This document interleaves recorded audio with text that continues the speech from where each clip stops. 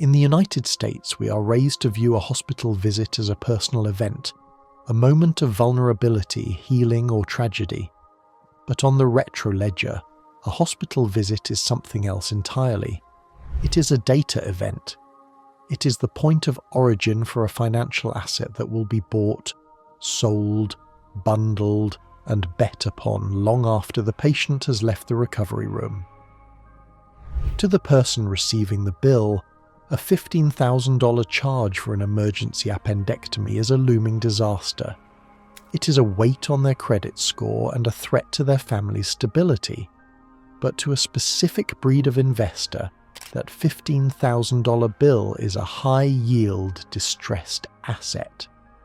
As of 2026, medical debt in America has ballooned into a $220 billion economy. Nearly 41% of American adults, roughly 100 million people, are currently carrying some form of medical or dental debt. In a traditional economy, delinquency is a sign of failure.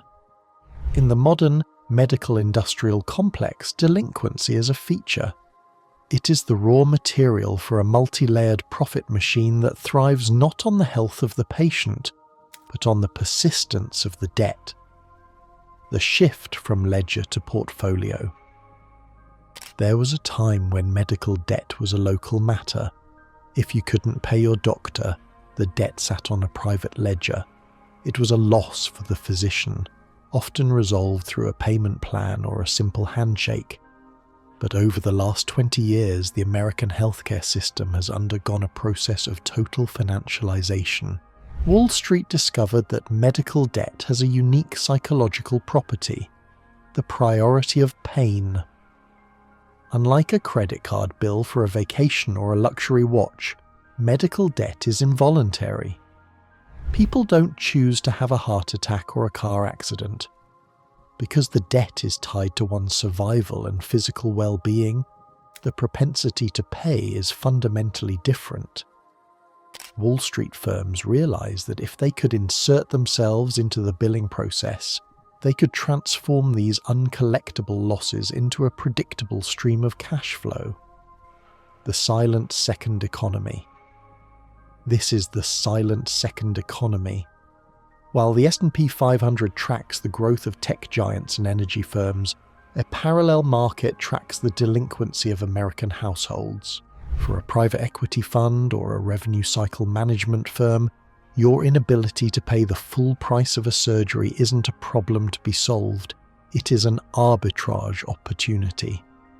They have calculated that even if 50% of people never pay their bills, the remaining 50% can be squeezed for enough interest, late fees, and negotiated settlements to produce a return that beats the bond market. In this investigation, we're going to look behind the hospital curtain. We will see how AI-driven collection scores predict your breaking point, how private equity firms strip hospitals of their assets, and why your delinquent medical bill is the hottest commodity in the distressed credit market. The system isn't broken, it is working perfectly for its new owners. The algorithmic collector. In the traditional medical model, the back office was a place of paperwork and bureaucracy. Today, it is a high-tech war room. When you walk into a hospital, you're entering the domain of revenue cycle management, or RCM. To the uninitiated, RCM sounds like a boring accounting term. In reality, it is a sophisticated, AI-driven engine designed to ensure that the financial leakage of a patient's visit is minimized. Hospitals no longer collect their own money. They have outsourced the billing and collections lifecycle to massive third-party entities backed by billions in venture capital and private equity. Firms like Optum, United Health, R1RCM, and Ensemble Health Partners have turned the act of collecting a medical bill into a precision science.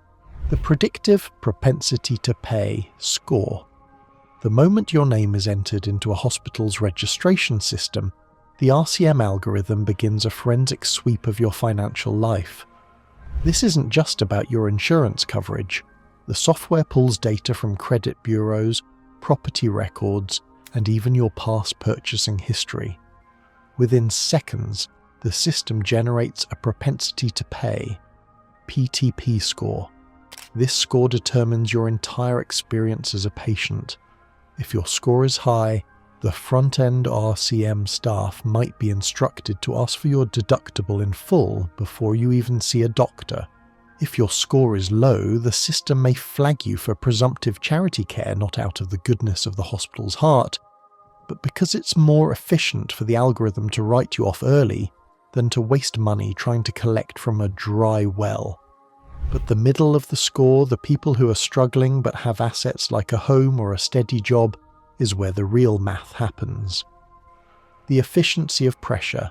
Wall Street loves RCM because it replaces human empathy with algorithmic pressure. In the old days, a billing clerk might hear a patient's story about losing a job and offer a 6-month grace period. An RCM algorithm has no such weakness.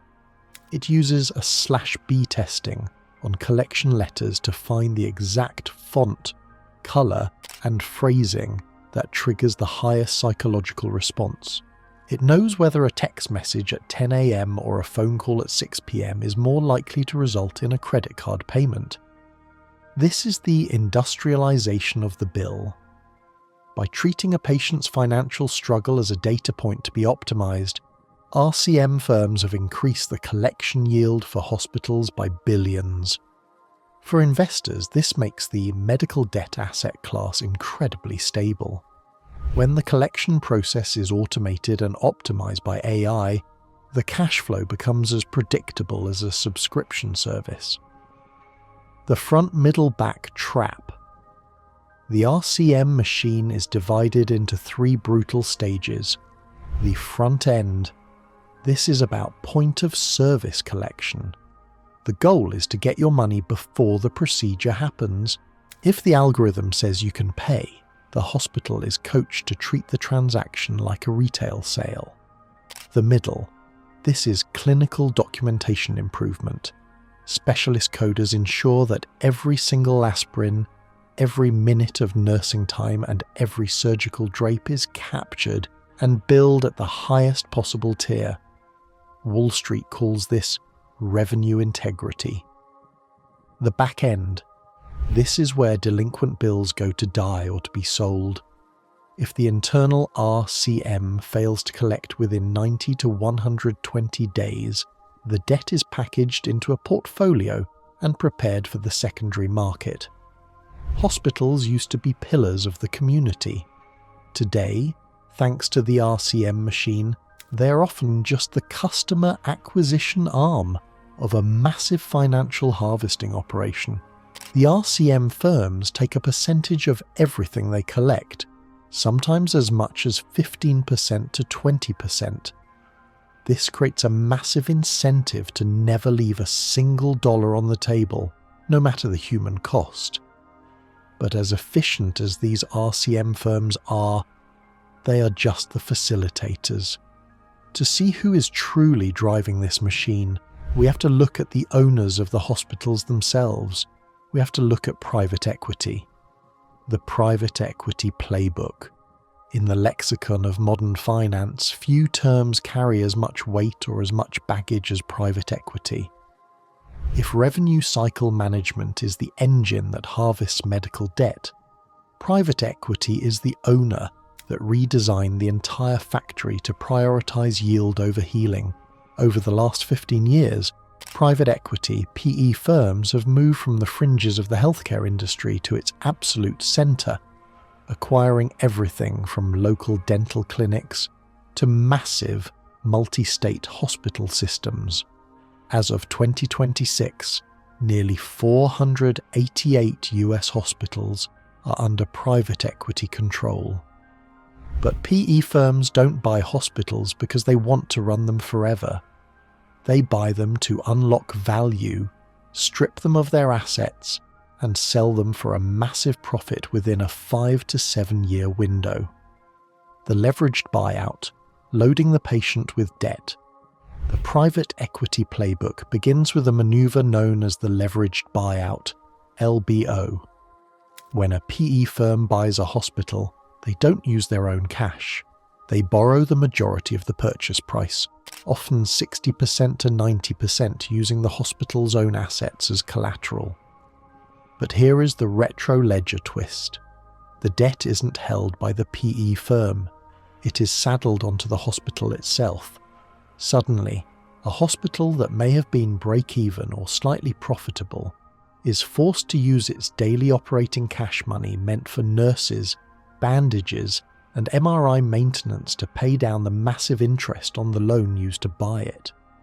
This debt loading creates an immediate and permanent pressure to maximize revenue at any cost.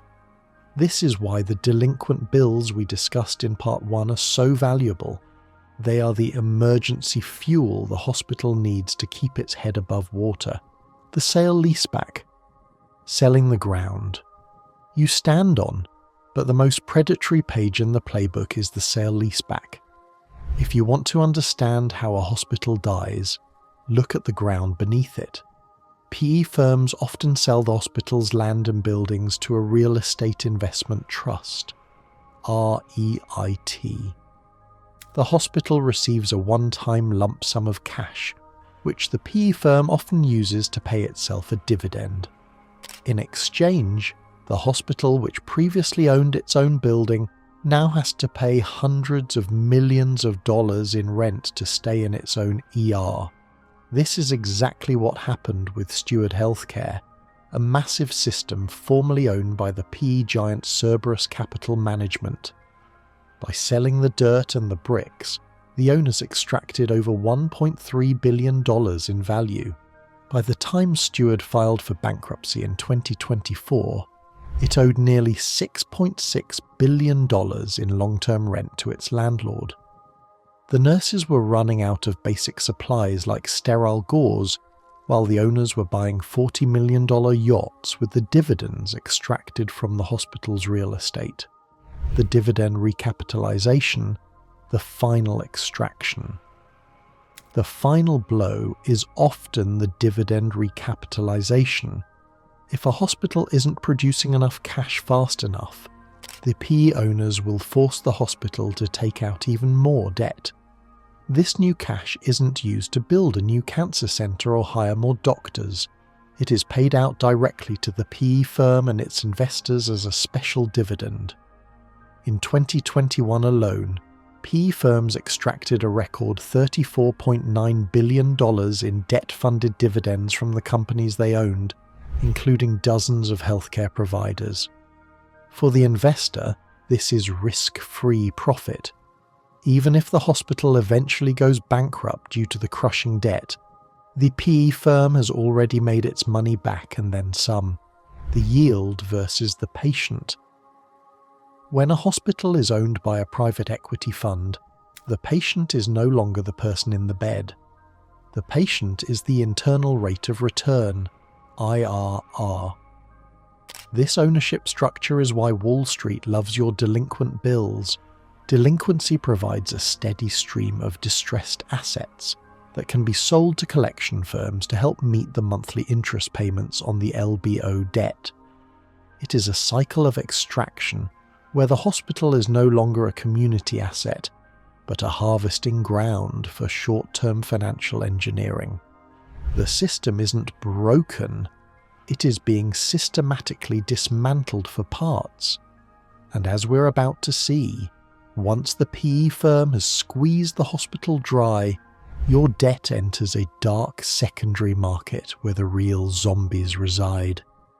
The debt market underworld. In the previous chapters, we looked at how medical debt is created and harvested, but there is a point in the retroledger where your debt undergoes a strange alchemical transformation. When a hospital or an RCM firm decides a bill is uncollectible, after 6 months of trying, they don't just delete it, they sell it. Your $10,000 surgical bill is bundled together with thousands of others into a portfolio of distressed receivables. These portfolios are then sold on a secondary market to specialized firms known as debt buyers. This is the underworld of American finance, a place where your financial pain is bought for pennies on the dollar and turned into a high-stakes game of mathematical probability. The math of pennies. To a debt buyer, your individual story doesn't matter. You're just a row on a spreadsheet. In this market, medical debt typically sells for anywhere from 1 to 6 cents on the dollar. Think about the math of that arbitrage. If a firm like Encore Capital Group or PRA Group buys a $10,000 debt for $400, they only need to extract a fraction of the original bill to see a massive return. If they can harass, sue, or settle with you for just $2,000, they have quintupled their investment. In the world of the S&P 500, a 10% return is considered a good year.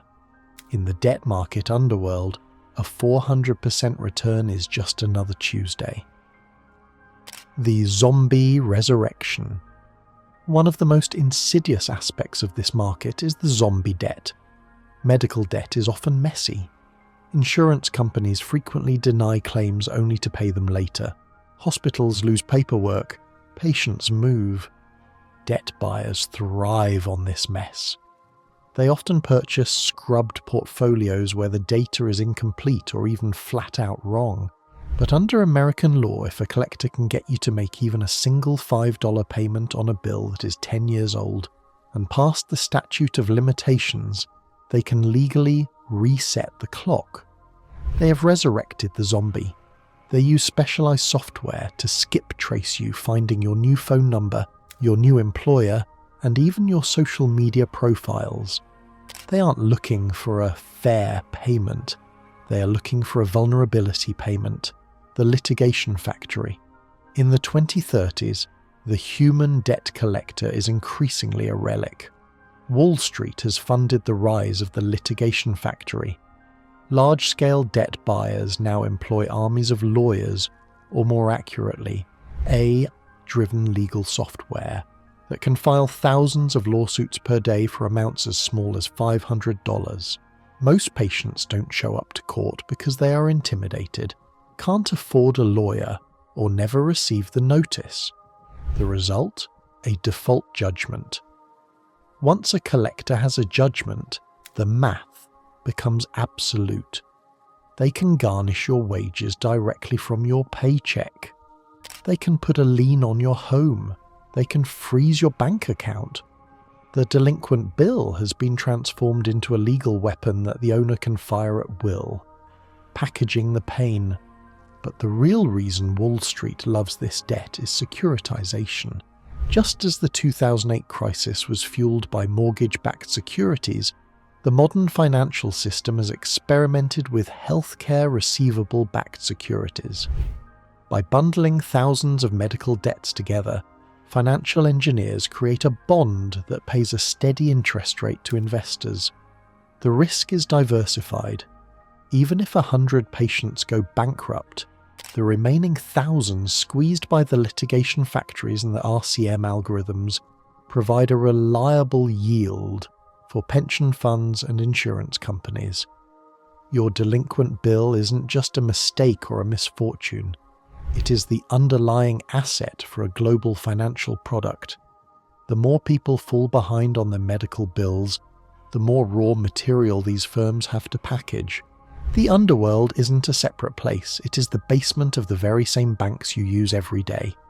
And as we're about to see, the financialization of your health hasn't just changed how we pay for care, it has changed the very definition of what it means to be a patient. Financialization. When the stock price is the patient. In a traditional economy, a hospital's success is measured by outcomes. Did the patient survive? Did the infection rate drop? But in a financialized economy, those metrics are secondary indicators. On the retro ledger of Wall Street, the primary metric is shareholder yield. When we say Wall Street loves your medical bills, we aren't just talking about collection agencies. We're talking about the massive publicly traded healthcare conglomerates that now dominate the S&P 500. For these entities, the patient is no longer a human to be healed. The patient is a unit of revenue to be optimized for the quarterly earnings call. The $2.6 trillion divergence. To understand the scale of this extraction, look at a recent study of 92 major US healthcare companies.